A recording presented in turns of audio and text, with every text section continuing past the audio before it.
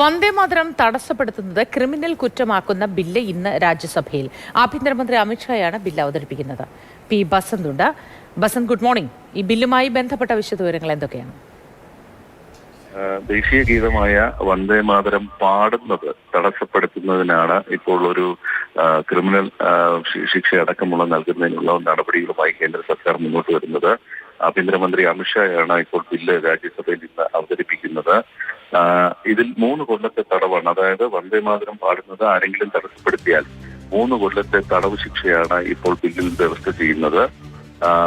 നേരത്തെ ദേശഗാനം ആരംഭിക്കുന്നത്, ജനഗണമന ആരംഭിക്കുന്നതിന് സമാനമായ തരത്തിൽ ശിക്ഷയുണ്ട്. അതായത് ഇത്തരം ദേശീയ ഗാനവും ഗീതവും പാടുന്നതിനെ അല്ലെങ്കിൽ അപമാനിക്കുന്നതിനെ, അവഹേളിക്കുന്നതിനെ എതിരെയുള്ള നേരത്തെയുള്ള നിയമത്തിലാണ് ഇപ്പോൾ ഭേദഗതി വരുത്തുന്നത്. അതിൽ വന്ദേമാതരം കൂടി ഉൾപ്പെടുത്തിയിട്ടുണ്ട്. ദേശീയ ഗാനം പാടുന്നു, അതെല്ലാ ഔദ്യോഗിക ചടങ്ങുകളിലും വന്ദേമാതരം കൂടി പാടണം എന്നാണ് ഇപ്പോൾ സർക്കാരിന്റെ നിർദ്ദേശം. അപ്പോൾ അത് തടസ്സപ്പെടുത്തുന്ന തരത്തിൽ എന്തെങ്കിലും നീക്കങ്ങൾ ഉണ്ടായാൽ കർശന നടപടി വ്യവസ്ഥ ചെയ്യുന്ന ഭേദഗതി ബില്ലാണ് ഇന്ന് ആഭ്യന്തരമന്ത്രി അമിത്ഷാ രാജ്യസഭയിൽ അവതരിപ്പിക്കുന്നത്. കഴിഞ്ഞ ദിവസം BJP MPമാരോട് നിശ്ചയമായും യാതൊരു വിട്ടുവീഴ്ചയുമില്ലാതെ ഇന്ന് രാവിലെ മുതൽ വൈകിട്ട് സഭ തീരുന്നതുവരെ സഭയിൽ തുടരാൻ നിർദ്ദേശം നൽകിയിരുന്നു.